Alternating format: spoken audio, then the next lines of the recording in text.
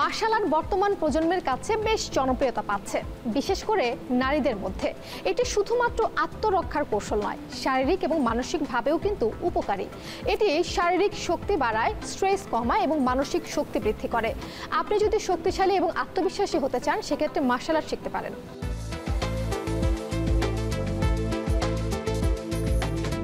আমাদের জনসংখ্যা বৃদ্ধি পাচ্ছে, কিন্তু সেই অনুপাতে খেলার মাঠ আমাদের নাই। প্লাস হলো বিকাশের জন্য যে পড়ালেখার যে আমাদের সিস্টেম বর্তমান আধুনিক, সেই মোতাবেক আমরা কিন্তু কোথাও মুভমেন্ট করতে পারি না। আমরা যদি মার্শাল আর্ট চর্চা যদি 30 মিনিট আমরা করতে পারি, তাহলে 30 মিনিটে দেখা যায় যে একটা স্টুডেন্ট, শিশু এবং কিশোরের মেধা বিকাশ ঘটে, ব্লাড সার্কুলেশন সিস্টেম, তারপরে আপনার হৃদয় বা হার্টের যে আমাদের যে পাম্পিং সিস্টেম বা ব্লাড সার্কুলেশন সিস্টেম, প্লাস হলো আমাদের হাড়ের যে ক্ষয়গুলো হয়, অস্টিওআর্থ্রাইটিস হয়, তারপরে আমাদের ওয়েটটা বেড়ে যায় বাচ্চাদের, হ্যাঁ, তারপরে ক্ষুধা মন্দা থাকে। এবং এই প্রেক্ষাপটে আমরা যদি এই বাচ্চাগুলো সেলফ ডিফেন্স নিজে থেকে ট্রেনিং করে, তাহলে স্বেচ্ছায় স্বপ্রণোদিত আত্মবিশ্বাসের সাথে এবং স্বপ্রণোদিত হয়ে স্কুল, কলেজ বা তাদের বিভিন্নভাবে স্বতন্ত্রভাবে মুভমেন্ট করতে পারবে।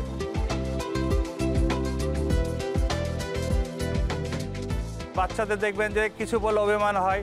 ডিজিটাল মোবাইল এখন বেশি আমরা যে ব্যবস্থা ব্যবহার করি, সে মোবাইলে দেখা যাচ্ছে যে মোবাইল নিয়ে বেশি আমরা সময় পাস করে বাচ্চা কাচ্চারা।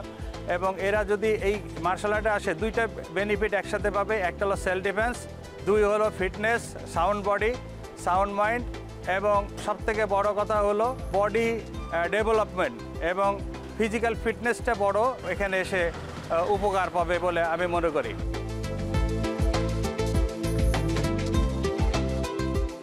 আমরা যদি অ্যাডিকশন থেকে অথবা ডিজিটাল ডিভাইস থেকে মুক্ত রাখতে চাই এবং শারীরিক ফিটনেস রাখার জন্য, তাহলে আমাদের মনে হয় যে এই মার্শাল আর্টের মাধ্যমে শিশুরা বেশি উপকার। আর সবথেকে বড় দল কার্ডিও ভাস্কুলার ট্রেনিংটা সবসময় পাবে। আর দ্বিতীয় কথা, এখন দেখেন যে বাচ্চারা অনেক স্লোলি অলস সময় কাটায়। এক সময়তে এই যদি ফিটনেস হয়, তাহলে এই মার্শাল আর্টের মাধ্যমে তারা শারীরিক সুস্থতা বোধ করবে।